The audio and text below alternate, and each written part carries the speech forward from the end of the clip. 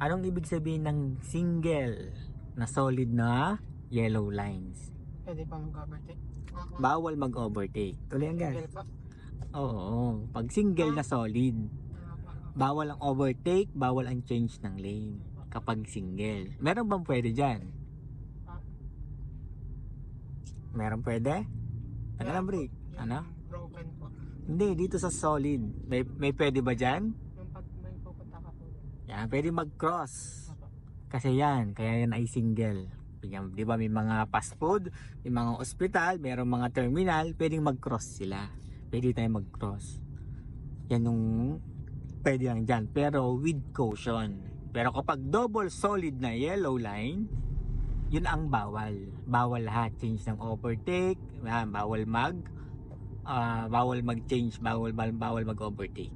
Pero kapag single, pwede mag-cross with caution. Kaya yun ang pinagkaibahan ng dalawang single at double na solid. Kapag broken, yan, pwede mag-overtake. Pero ang overtake ay dapat clear. Hindi uphill, hindi blind spot. May tanong doon sa ating yan, sa single na yan.